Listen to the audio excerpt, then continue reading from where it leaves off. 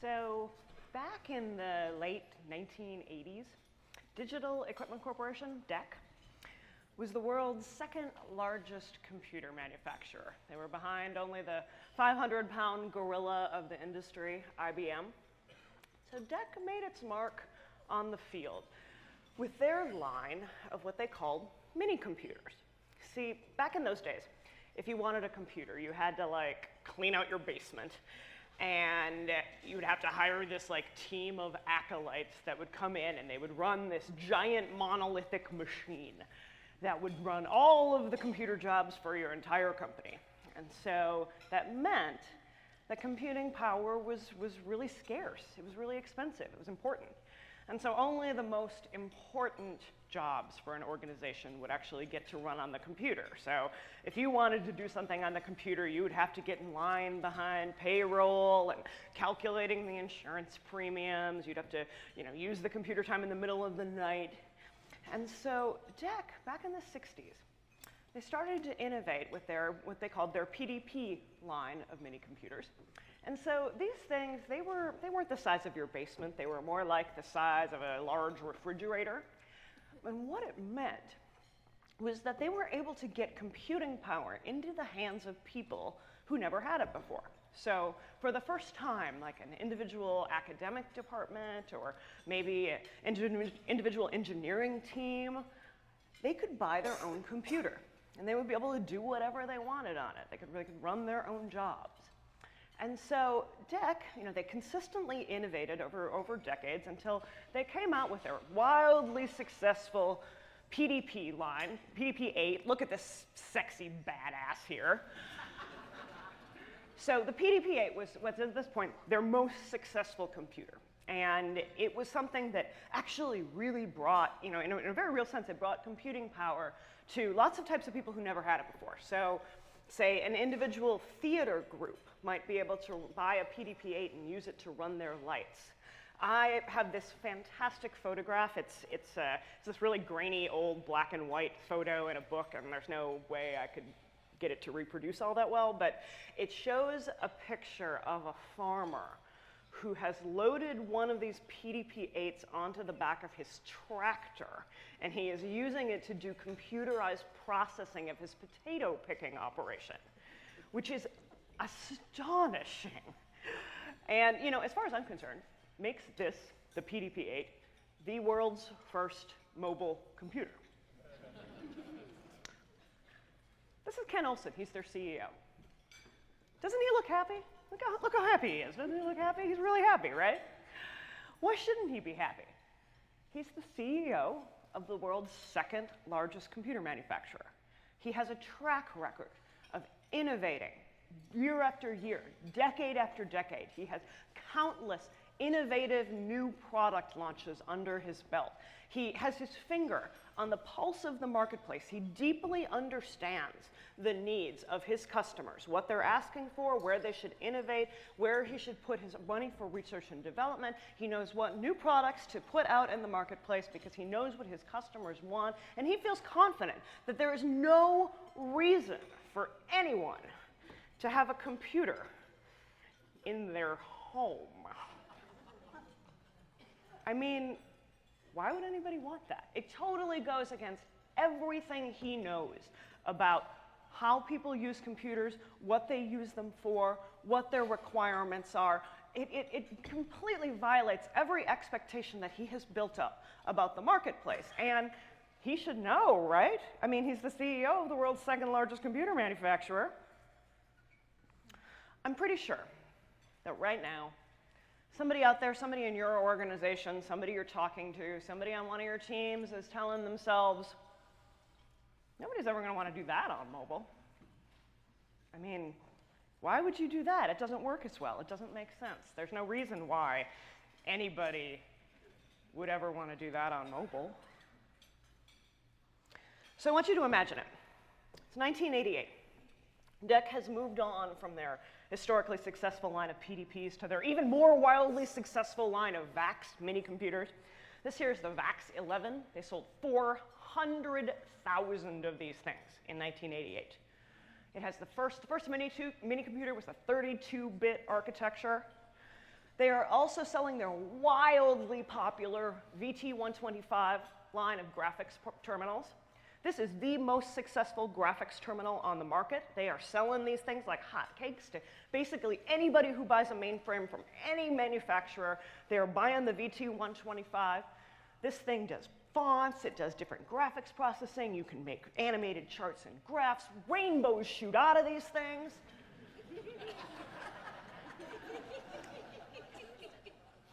Look at this guy here. Look how happy he is. Doesn't he look happy? Okay, you can't really tell how happy he is because of the giant mustache, but I assure you, he could not be happier with his use of the VT125 integrated graphics terminal. So you would have to imagine surveying the industry from this vantage point, that they have wildly successful lines that have succeeded year after year.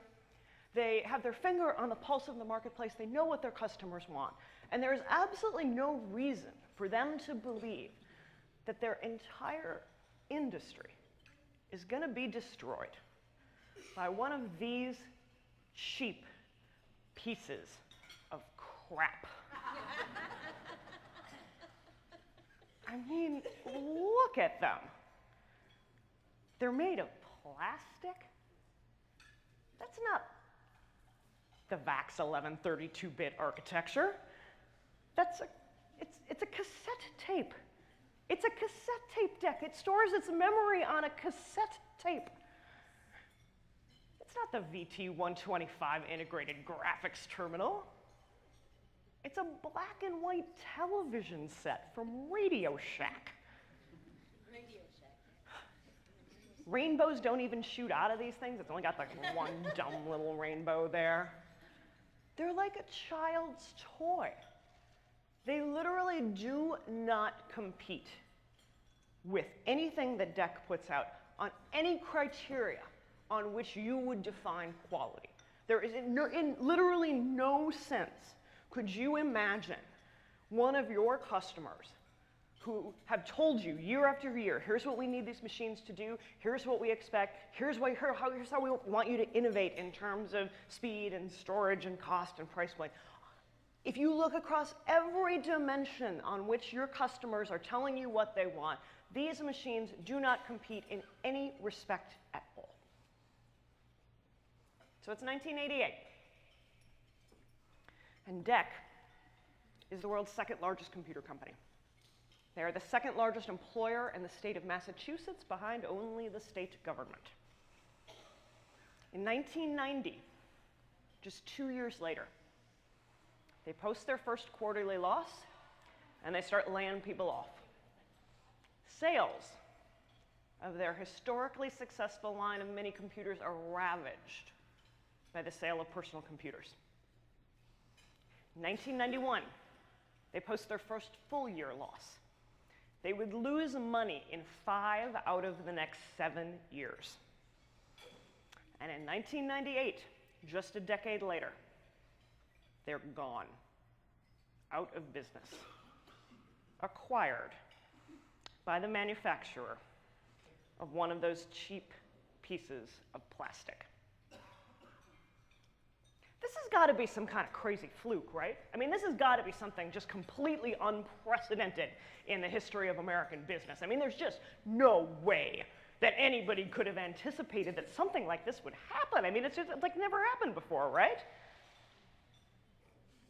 Wrong. In industry after industry, the new technologies that brought the big established companies to their knees, they weren't better. They weren't more advanced. They were actually worse. The new products were low-end, dumb, shoddy, and in almost every way inferior. Almost. Clayton Christensen had a theory, and he called it disruptive innovation. And what that theory says is that disruption happens from the low end. New products come on the marketplace, and in a sense, they disrupt progress toward better technological performance. New products come on the market that are cheaper, shoddier, they don't work as well as their predecessors. In fact, they don't really do anything very well, except for one really important thing. And this thing they do better than anything else out there. They put that new technology into the hands of people who never had it before. They create an entirely new market for a technology for which there's a lot more people who want it. And paradoxically, as a result, the lower end products eventually disrupt the market for the higher end products. Eventually, the lower end products get so good that nobody needs to buy the higher end product anymore. And this has happened time and time again. Imagine it's the 1930s, and you've invested in one of these gorgeous furniture radios for your living room. I mean, look, it's beautiful, right? It's a fine piece of craftsmanship, you know, beautifully tooled wood, and the sound quality is rich and resonant. You imagine this is something that you're going to, you know, keep in your living room, and the family is going to gather around in the evenings and listen to the radio. It's an heirloom that you're going to pass down to your children. You invest in its maintenance and its upkeep because the experience of listening to that radio is so good. Except your teenager buys one of these cheap pieces of plastic so she can take it to the beach. Transistor radios weren't better. They were terrible. The sound quality was tinny. You couldn't tune the thing. You know, you'd be listening to radio, you know, held up to your ear, and all you can hear is static.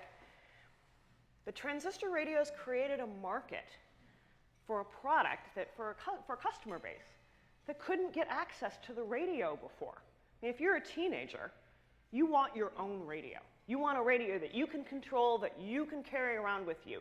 And paradoxically, you are willing to sacrifice quality. You know, the furniture radio people were all like, hey, isn't the whole point of having a radio that you should be able to listen to it? I mean, isn't that why you want a radio, is because of the quality of the sound? Isn't that the whole point of a radio? Turns out not. Turns out that people were willing to sacrifice sound quality so that they could have a radio of their very own. And so as a result, people started buying transistor radios, people who never could have bought a radio before. And over time, in just a few decades, transistor radios got good. In a very short amount of time, nobody needed to buy a big furniture radio anymore. Nobody needed to spend the money to repair it and maintain it, because transistor radios became acceptable. The name of all of the craftsmen who made these beautiful furniture radios, those companies, they're lost to time. The name of the company that made the first transistor radio, they were called Sony. Same thing happened with printers. How many of you have an offset printer in your office? You use an offset printer anymore? Of course you don't. But why? I mean, when you actually look at it, yes, an offset printer is more expensive to start, but then you get a higher quality of printout at a lower cost. You get better quality in the print, which is what you want, right? And you get it for a lower per unit cost, which is desirable to you, right? No. Instead, you are all like, I want to have a cheap inkjet printer. You know, I'm willing to get crappy quality printouts that cost a lot on a per unit basis. I'm willing to pay a lot more for my inkjet cartridge so I can do the one thing that I really want to do, which is plug my inkjet printer into my computer and be like, mine, my computer, my printer, mine, no one else can touch it, it's mine. You don't want to have to walk down the hall and stand in line and wait for printouts with your coworkers, and so instead, you are willing to sacrifice the quality of the printout and the cost of each print in order so that you can have something that's your very own. Seen it happen all over the place. We've seen this happen with photography as well. When digital cameras first came on the scene, everybody knew that digital cameras was going to disrupt the film market. Everybody could tell just by looking at it, like, okay, you know, the days of film processing for ordinary people are numbered. People are just going to have digital prints. What people didn't see coming was that digital cameras, and specifically mobile phones, were going to disrupt the market for low-end cameras themselves. Nobody buys a cheap point-and-shoot camera anymore. You know why? Because you're willing to satisfy with a camera that doesn't have as much features and probably doesn't take as good of prints. But you know what? It has the one thing that makes a camera excellent, which is that it's the camera that's always with you. You are willing to sacrifice having a standalone camera so that you can use the camera in your phone. And you've decided, you know what? That's good enough. Kodak is bankrupt. Instagram is worth $1 billion. That is disruptive innovation. So you can kind of see where I'm going with this one, right? Right now, we are witnessing the latest wave of disruption in the industry. And that is that people who never had access to the internet before are now getting it in the palm of their hand. Clayton Christensen, the guy who came up with this theory of disruptive innovation, his most embarrassing prediction was that the iPhone would fail. Steve Jobs showed it to him, and when he looked at it, he said, this isn't going to work. Because Christensen, remember, Christensen's a low-end guy. And so when he looked at the iPhone, all he saw was a really fancy cell phone. All he saw was a luxury product aimed at the high end of the market, a product for people who could afford any cell phone they wanted. What he didn't see was a really cheap computer. What he didn't see was one integrated package that would give people access to the internet who never had it before. The digital divide in this country is real. It is easy, I think, for people like us to overlook the fact that there are populations of people in America who simply do not have internet access. I mean, you get used to it, right? I mean, I've had a home internet connection since like 1994. I have probably 4 or 5 computers in my home right now, and that doesn't even count all the mobile devices that I have. You take it for granted that you have always-on connectivity that you can use whenever you want. But for a large population of people, even in this country, they don't have that. 20% of Americans have no internet access at all. And that number's interesting, but I'm actually more interested in the second number, which is that 35% of Americans don't have internet access at home. Think about all of the things that you do on your home internet connection. You might not want the prying eyes of your coworkers or your bosses or even strangers looking over your shoulder watching you do. I don't know what you're thinking about, but I'm thinking about checking your bank statement. Maybe looking up a personal medical condition, looking for a new job, heck, even shopping for Christmas presents. These are all things that we take for granted we can do on our own time, in the privacy of our own home, whenever we want to. For more than 1/3 of Americans, even if they might have access to a computer at work or at school or in a computer lab, they do not have a connection at home. They do not have a connection that is uniquely theirs. Think how much it would transform your life if you got that for the first time. So this number is, it's 35% of all Americans, but as you might imagine, the numbers are even higher for populations of people who have been traditionally disadvantaged. So it's 29% of Black Americans who have no internet access at all, and 51%, more than half, don't have a connection at home. Those numbers are about the same for Hispanic Americans. It's about 32% have no internet connection, and 49%, almost half, don't have a broadband connection at home. Do you think you're an equal opportunity employer? Do you think you're communicating equally to all populations if you're not reaching them on the internet? 38% of low-income Americans don't have internet access. 59%, almost 60%, don't have an internet connection at home. And, you know, this stands to reason, right? If you're a low-income American, you're struggling to, pay the rent, put gas in the car, put food on the table. Internet activity, an internet connection is going to seem like a far distant luxury. But for people who are low income, the tools for escaping poverty are increasingly out of reach because they are only available if you have internet access. 80% of Fortune 500 companies only advertise their job postings online. Similarly, researchers estimate that coupons and discounts and services available to low-income Americans could save them $8,000 to $10,000 a year, but they're only available online. If you only make $30,000 a year or less and you found out that you could save $8,000 to $10,000 a year, an internet connection might actually finally seem worth it. 46% of Americans with a disability don't have internet access, and 59%, same number, almost 60%, don't have a connection at home.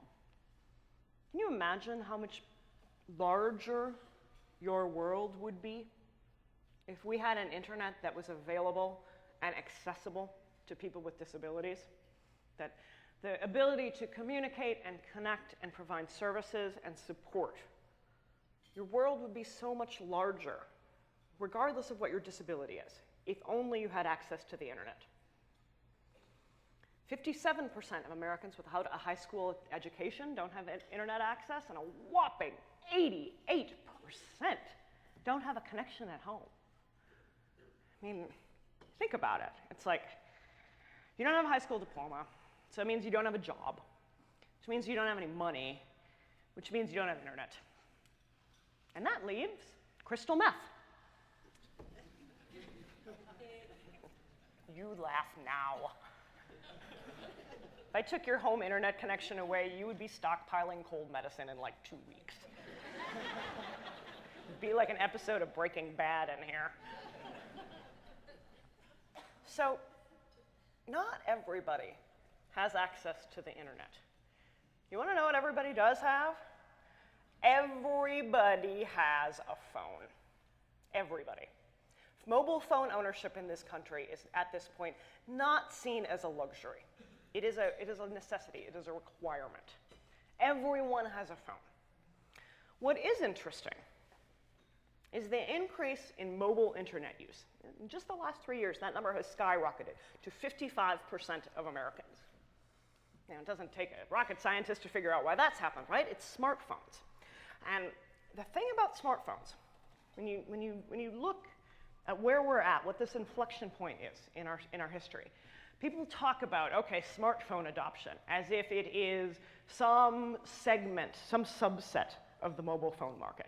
What you have to realize is that when you look over the next five years or so, talking about smartphones as being a separate segment of that market would be like talking about color screen phones or phones with 3G on it, as if they're some kind of separate, unique segment. They're not. Smartphones will be the mobile phone market. There will be no difference between smartphones and the mobile phone market. As people increasingly have to buy a new phone, they have to replace their existing phone, they will invariably and regularly be choosing smartphones. And at some point in the not too distant future, we won't even be talking about smartphones as a separate segment of the market. They will just be what mobile phones are.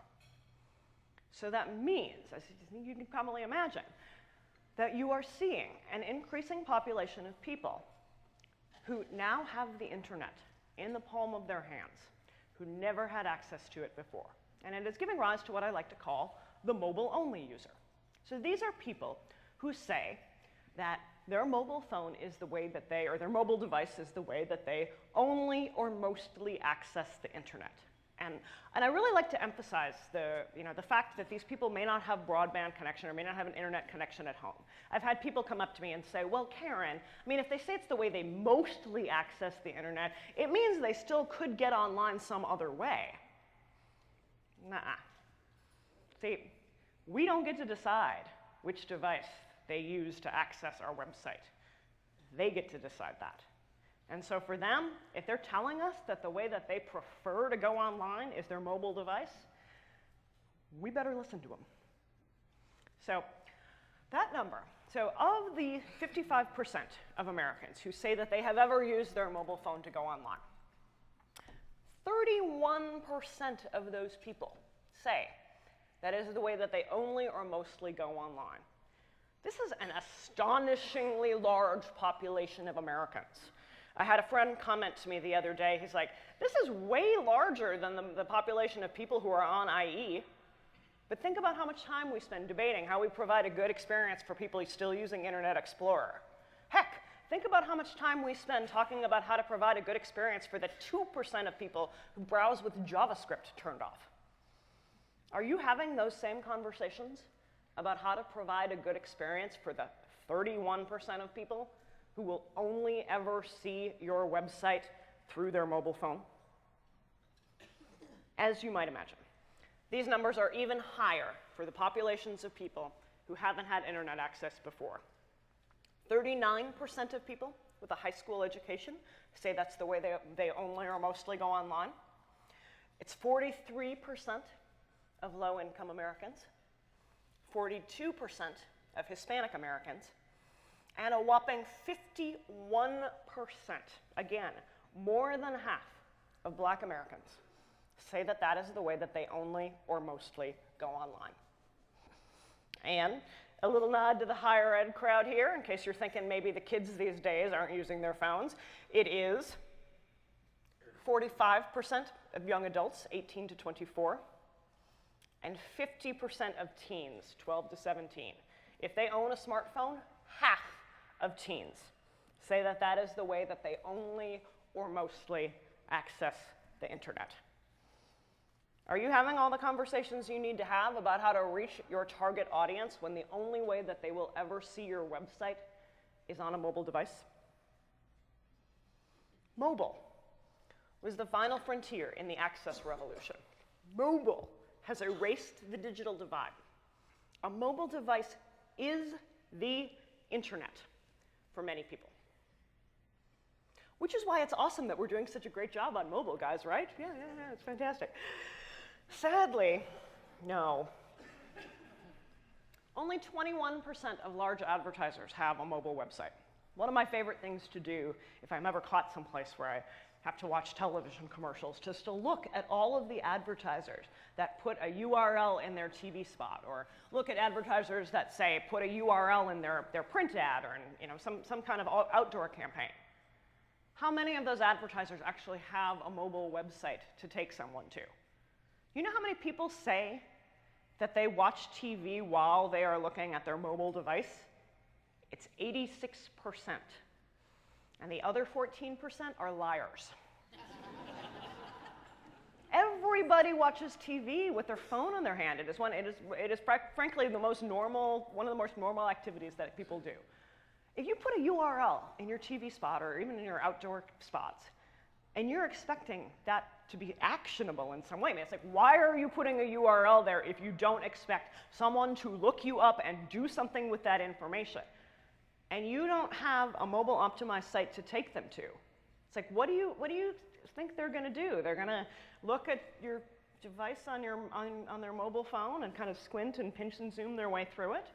They're going to remember your URL and look you up next day when they're back at their desk? Or you've just wasted that campaign. Only 16% of consumer brands say that they actually have a mobile strategy in place. And stands to reason then that only 14% of consumer brands say they're happy with the results that they're getting on mobile. That's true. It's like most organizations, their strategy right now is to kind of ignore mobile and hope that it goes away. I had a client tell me recently, they said, Karen, here are our 3 biggest competitors. None of them have a mobile website right now. Our mobile strategy is to sit around and wait until one of our competitors puts up a mobile website, and then we're going to freak out. Similarly, only 20% of B2B brands have a mobile strategy. 80% of B2B brands say that their approach on mobile is to take an ad hoc strategy where they're just throwing stuff up against the wall to see what sticks. And so as a result of this sort of collective hallucination that we can all pretend that mobile isn't happening, here's the kind of experiences that we are giving to the mobile-only user. We say, hey, look at our bank website. Isn't this nice? We got some nice big tappable buttons here for you. Oh, wait, I'm sorry. You can really only do 3 things on our mobile website, and those are only relevant if you're a current customer. If you want any information about our products, if you need servicing or support, you have to tap on this tiny little link here and then go to the full site. And then you have to go pinching and zooming your way around a screen that was designed for a monitor 5 times the size. Now, I know that we've gotten used to this. You know, I will tell you, I am darn good at being able to pinch and zoom my way through a website on my mobile phone. You want to know why? Because I make websites for a living. I haven't done anything for the last 15 years besides make websites. I have a really good idea of how websites work. What if you've never had an internet connection at home? Like, what if you don't have a really well-defined mental model of how a website is structured? What if you're not comparing against what you already know about how that desktop website works? This is a cop-out. To suggest that sending a user to the desktop website is an acceptable experience is a total cop-out. We are better than that as an industry. This has been fine. It's been a crutch that has allowed us to get through the last 5 years or so of mobile adoption.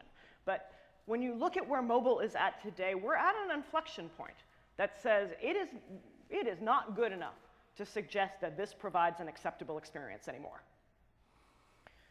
Hey, you want to buy some cigarettes? Cigarettes are delicious. Marlboro, if you are an adult smoker, would just love to have you come to their mobile website and sign up for them to give you marketing information so you can buy cigarettes from them. Nice, big, tappable buttons there. Man, it just looks like it'd be so easy to do, right? You know, start smoking. Oh, right. There's that little detail about how cigarettes will kill you. But that's not really that important, you know. I mean, we don't really have to make that information quite as easy to read or navigate. And heck, if you actually want to tap on that link that talks about how you can quit smoking, oh, right. You can read that, right? I mean, have you ever seen a better depiction of an organization's values than to say, we're going to invest in a mobile-optimized experience to serve marketing and targeted marketing information to people who self-select, but our legally mandated requirement to provide information about smoking cessation and the dangers of smoking. You can read that in 8-point type on our desktop website. You ever tried to search for anything on your mobile device? You know, type in the thing that you're looking for. Oh yeah, hey, look, right there at the top. That's the page that I want. That's the information I've been looking for. I'm just going to tap on it and what? How did I wind up here? This isn't the page that I wanted. See, if a website is indexed by Google, Google can see that the content exists on the desktop site. But the organization has implemented a mobile site, a mobile subsite, that offers only a paltry subset of the content that's available on the desktop. When the user searches for something, and the server can't find that page, it knows it exists on the desktop, but it can't find it. When they redirect to mobile, the server gets confused and it doesn't know what to do, and so it dumps the user unceremoniously on the homepage of the mobile site.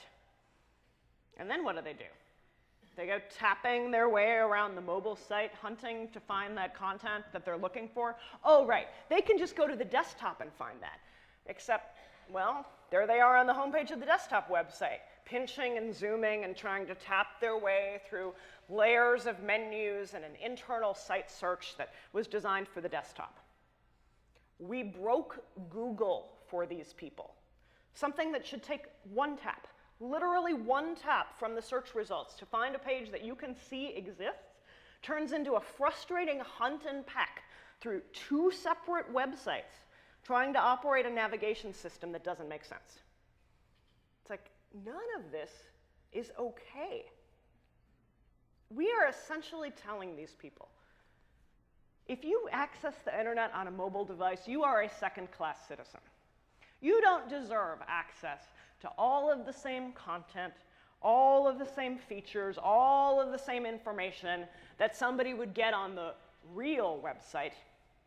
We're telling them, you don't deserve an internet that works the way it's supposed to. Your navigation is going to be confusing. The fonts are going to be really tiny. All sorts of stuff's going to be broken.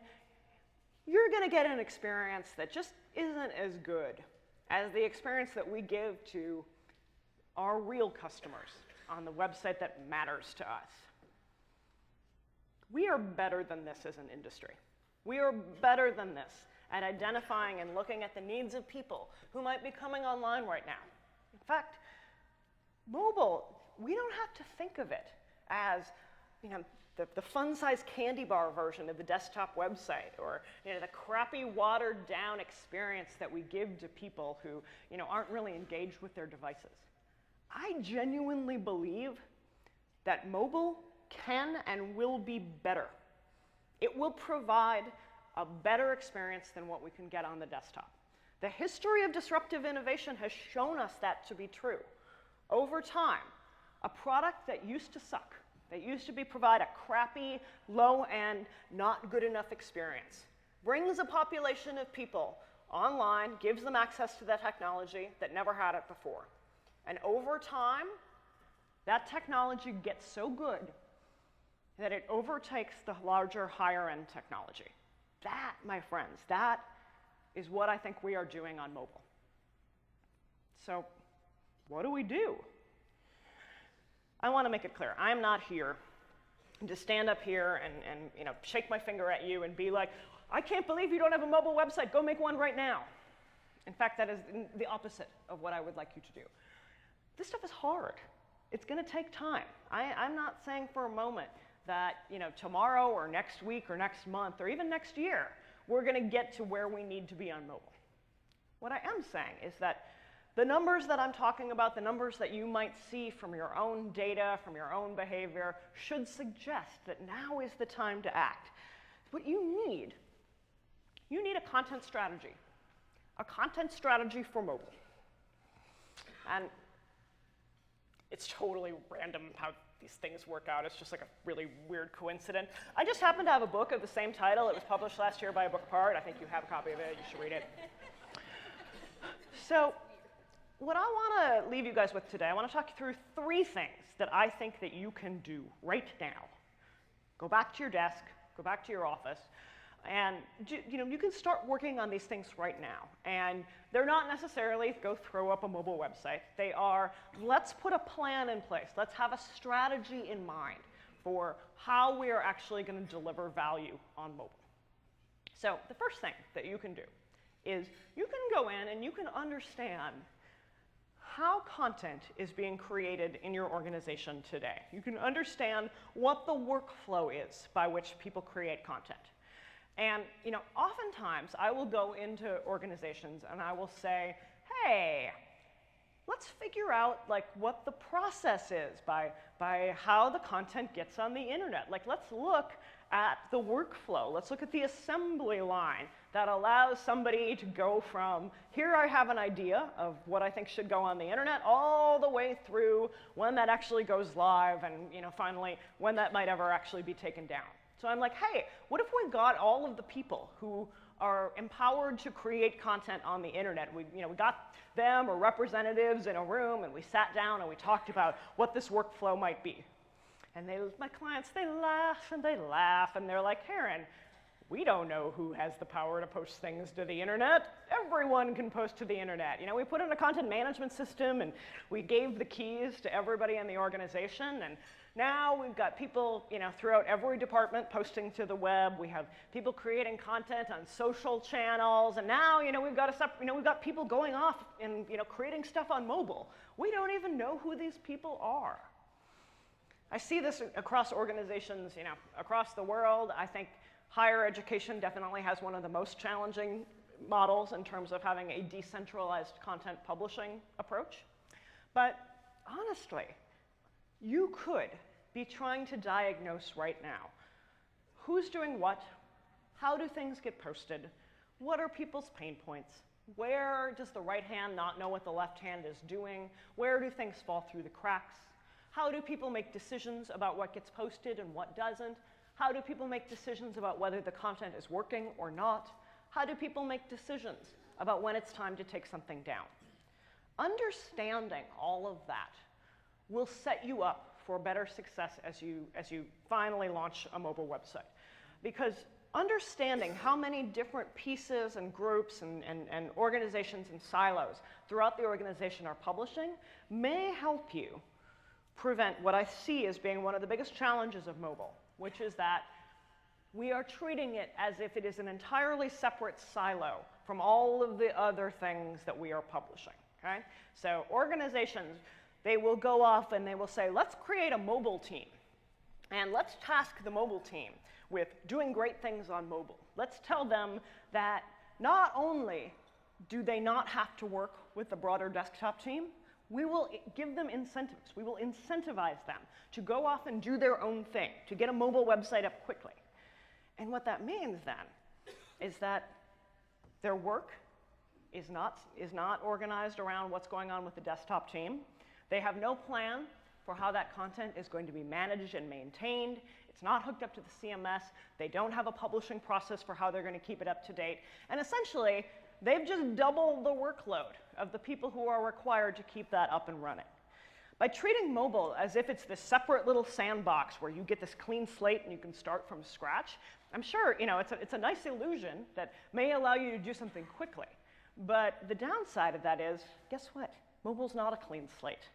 You don't have an entirely new team to manage your mobile website. You don't have entirely new customers. In fact, all you have is a population of people who want to access your content, want to access your website. They want all of the same stuff regardless of what screen size or device they're using.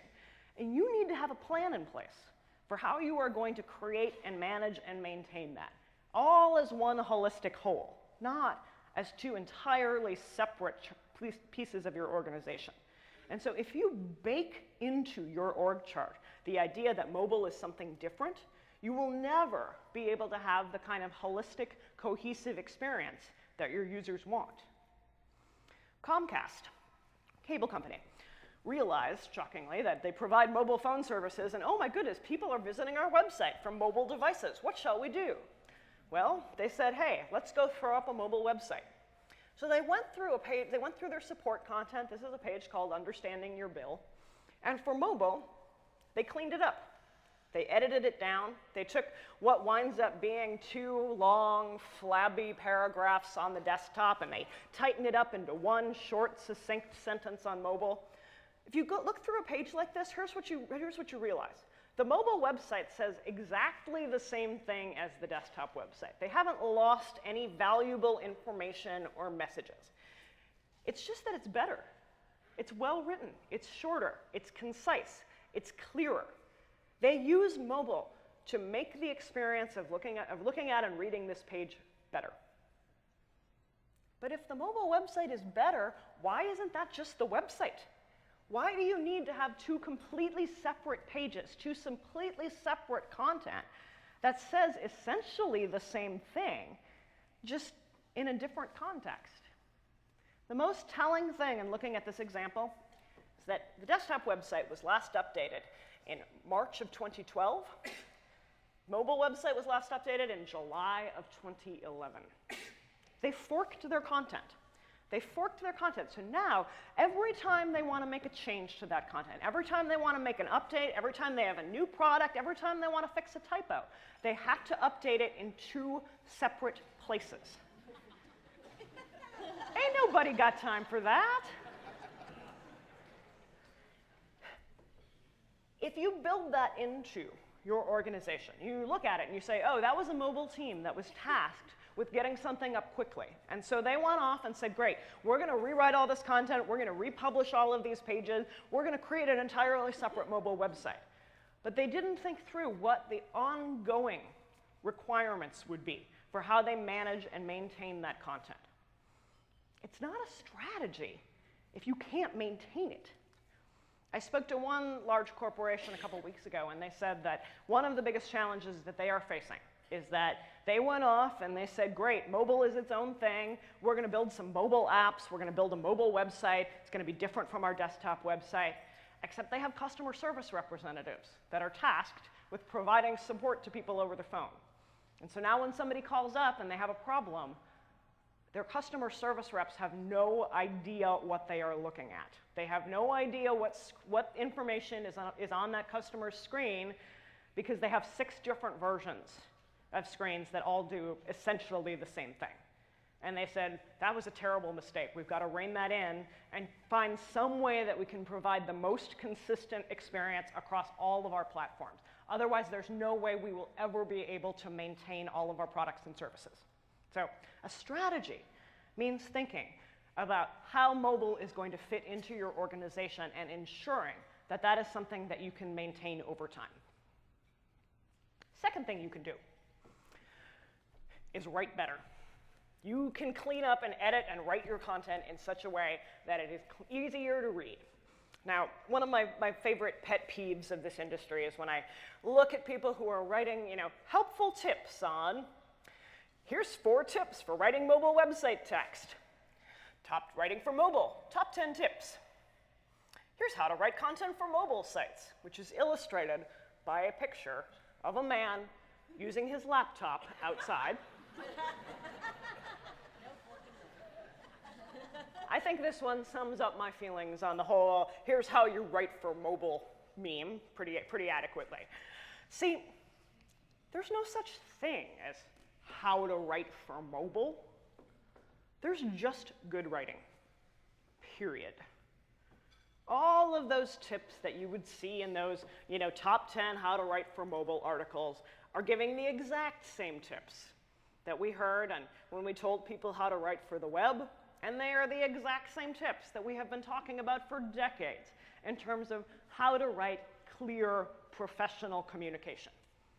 Put the most important ideas up front. Don't use jargon.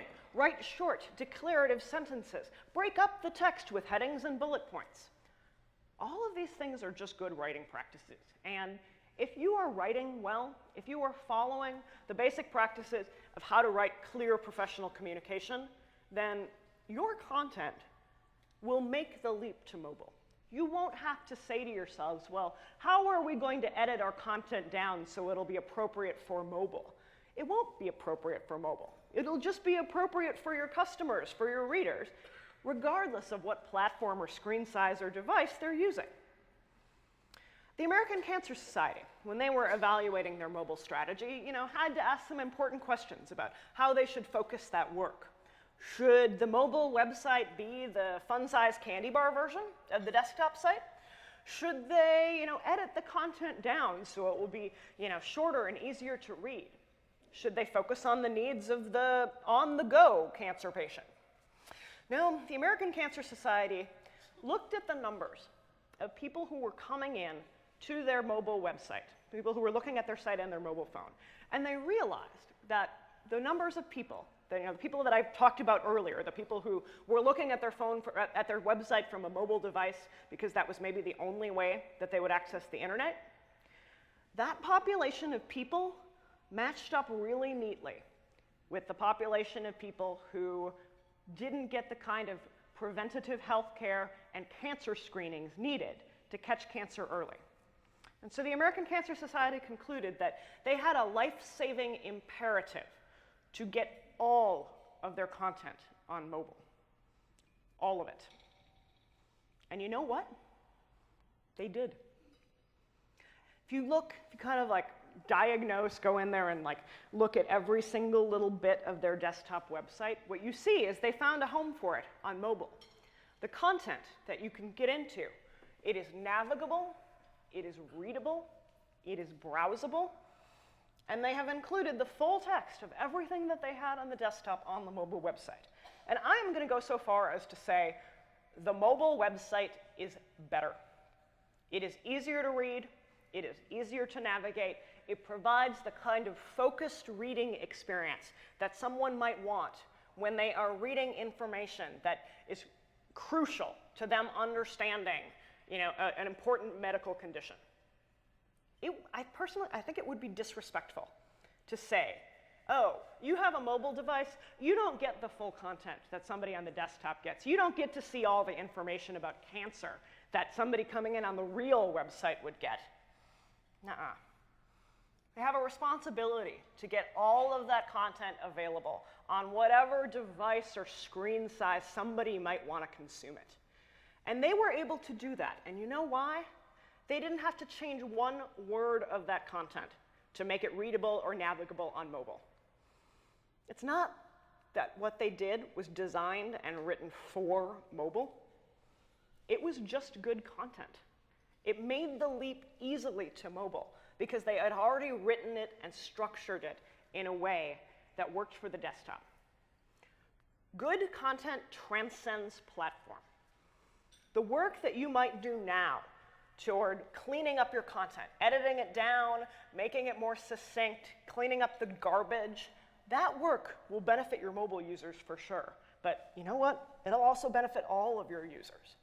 And if the exercise that you need to go to with the content creators in your organization is to wave a tiny little mobile screen in their face and say, so tiny, can't have garbage, have to clean it up, be my guest. Mobile is a fantastic lens. It's a fantastic catalyst to help people think, oh, right, is it worth having this content on mobile? Could I edit this down or clean it up to make it more succinct and easy to read? That's perfectly appropriate. But don't think of that as just a task that you're doing for mobile. You're doing it as a task to make your content better for everyone. And so what this really gets to is this idea that when you start thinking about what has to happen to content on mobile, you have to have a level of structure that may not be resident in your content today. I'm fond of talking about a war between blobs versus chunks. So too often on the web today, we treat the web as if it's a glorified print document and allow our content creators to go into, they've got one giant blobby form field that says content goes here, and we let them dump HTML and Flash slideshows, and we let them style the content however they want and float the text to the right and embed images in there and basically treat a web page as if it is no different from a Microsoft Word document that they are printing out on their laser printer next to their desk. But the web's not a laser printer. And the tools that we have to style and format content in a giant blob don't translate when you have to take that content to another platform. Instead, we need chunks of content. We need clean, presentation-independent, well-structured chunks of content that have been written from the start with the intent, with the knowledge, that that content is probably going to live in lots of different places. It's not just going to live on the desktop site. When you look at an example of a website, this is a page from PayPal here. To me, this is like a classic page where somebody has gone in, and in one giant blob in an HTML editor, they've embedded images, they've styled headings and body text and bullet points, they've embedded things like a flash video for a demo, there's a call to action for somebody to apply. There's a hierarchy to this page where they're presenting a whole bunch of different products, and products that are more important are at the top and get sort of a more lavish treatment, and things down at the bottom are more succinct. And when you look at a page like this and you start saying, okay, what happens when I'm going to try to translate that to mobile? You realize that this isn't something where you can wave a magic wand and automatically have the content translate neatly to a mobile device. Instead, you have to ask yourself some big questions like, which content are we going to keep and which content are we going to get rid of? So should we look at all of those elements on the page, all those big images? Is it worth having them on mobile? Some of them are just decorative. Maybe it's not worth asking a mobile user to download those large images off of an expensive data plan. Some of those images provide value. They're actually pictures of the product. Somebody might want to see that. How do we make choices about what we keep and what we get rid of?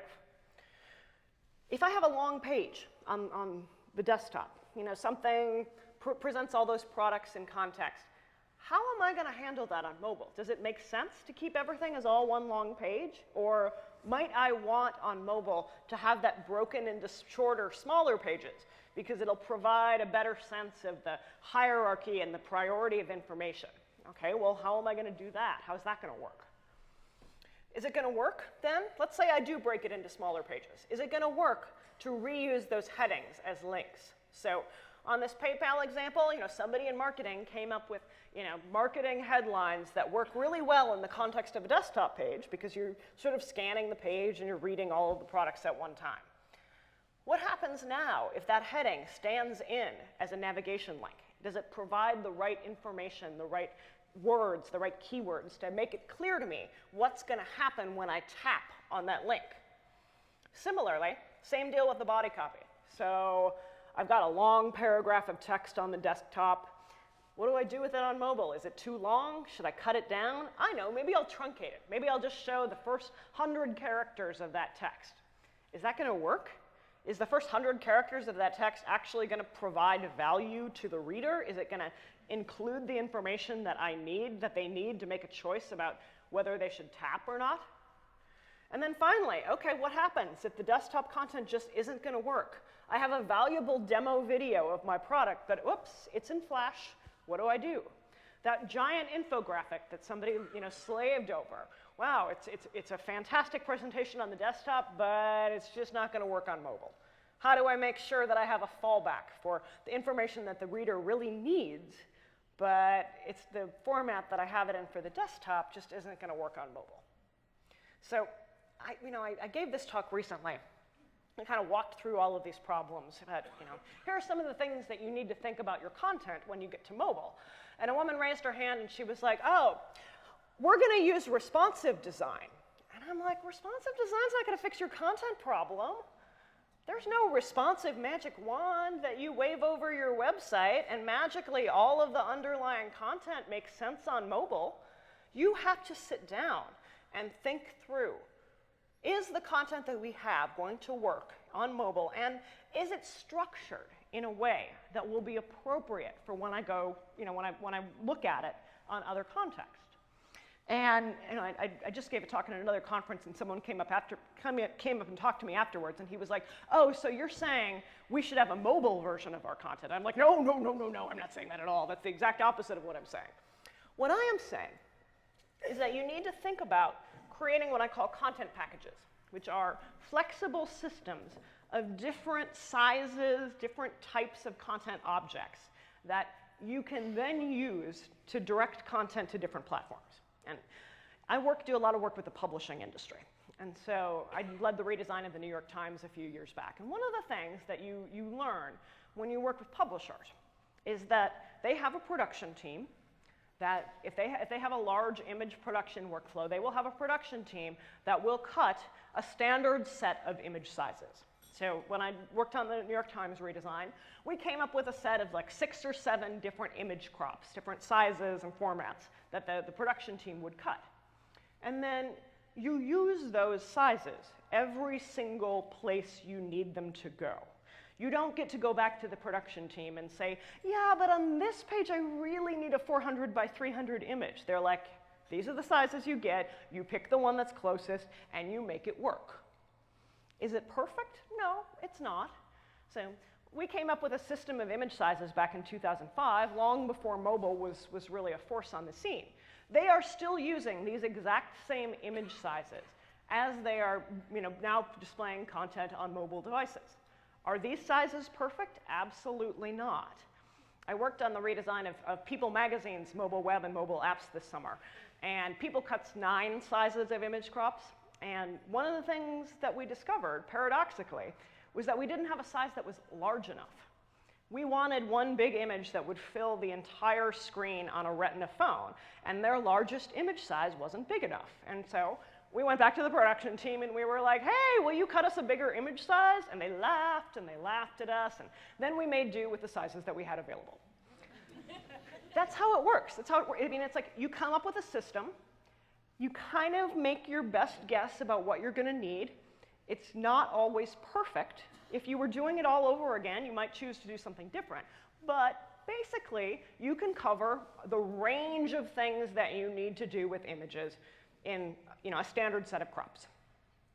So if that makes sense to you, it's like if you can wrap your head around the idea that, yes, we could come up with a flexible set of image sizes that will allow us to display images on a variety of different platforms and screen sizes, then you can wrap your head around the idea that you might be able to do that for text as well.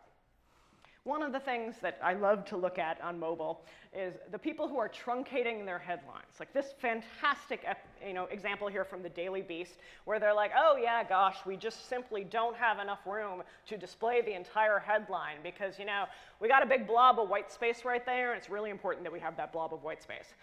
And I'm like, guys, the whole point of your website, the entire point of your entire website's existence is that people will read these headlines, decide that they want to read the story, and then tap and look at that story.